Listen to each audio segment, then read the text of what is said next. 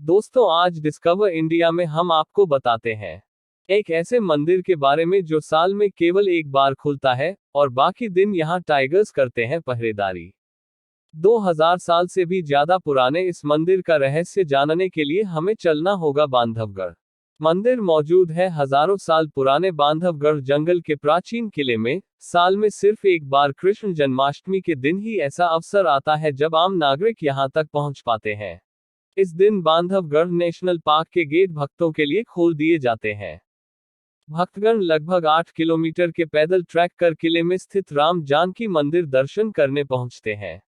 तो चलिए पहले हम जानते हैं बांधवगढ़ किले के बारे में। बांधवगढ़ जंगल में मौजूद है हजारों साल पुराना किला और रहस्यमय भगवान विष्णु की मूर्ति, एक ऐसा प्राचीन स्थल जहां भगवान कई वर्षों से विश्राम कर रहे हैं, जो रहस्यों से भरा होने के साथ साथ दैवीय भी है। मध्य प्रदेश में बाघों का गढ़ कहे जाने वाले बांधवगढ़ नेशनल पार्क में स्थित इस किले में आपको भगवान विष्णु के 12 अवतारों के दर्शन एक साथ हो सकते हैं। शिव पुराण में वर्णित बांधवगढ़ किले का निर्माण भगवान श्री राम ने अपने भाई लक्ष्मण के लिए करवाया था।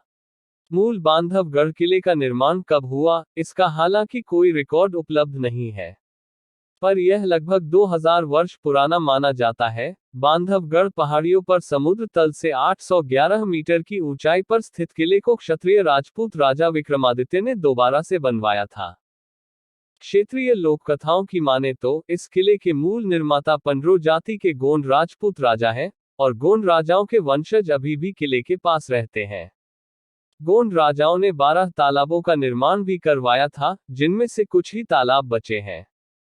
बांधवगढ़ किला कौशाम्बी और भरहुत के बीच यात्रा करने वाले व्यापारियों के लिए व्यापार केंद्र था, जिसे उस समय बरदावती बौद्ध रूट के नाम से जाना जाता था।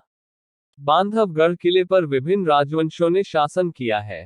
3वीं शताब्दी ईसा पूर्व के मौर्य, 3वीं से 5वीं शताब्दी के वाकाटक शासक, 5वीं शताब्दी से सेंगर राजपूत और 10वीं शताब्दी से कलचुरी।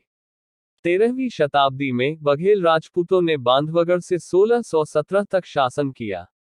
जब महाराजा विक्रमादित्य सिंह ने अपनी राजधानी रीवा स्थानांतरित कर दी, तो 1935 में अंतिम निवासियों ने किले को छोड़ दिया। बांधवगढ़ किले तक जाना अपने आप में बड़ी चुनौती है, क्योंकि यहां जाने का रास्ता गहन जंगल में से है जहां बाघ अपना डेरा जमाए रहते हैं। इस किले में एक विशाल सुरंग है जो मौजूदा रीवा फोर्ट में निकलती है। ऐसा कहा जाता है कि रीवा के आखिरी राजा महाराजा मार्तंड सिंह जूदेव और उनके पिता गुलाब सिंह जूदेव इस सुरंग का इस्तेमाल युद्ध की गुप्त रणनीति बनाने के लिए करते थे।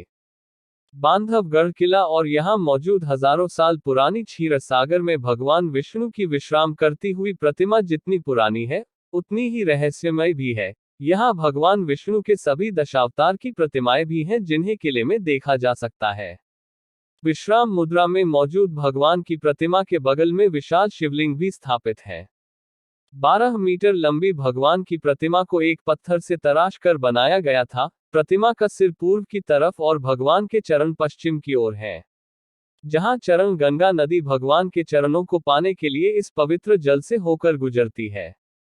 चरण गंगा नदी को बांधवगढ़ की जीवन रेखा कहा जाता है। सैलानी यहां आकर चकित रह जाते हैं और वैज्ञानिक यहां पहुंचकर इसके रहस्य को सुझाने का प्रयास करते हैं।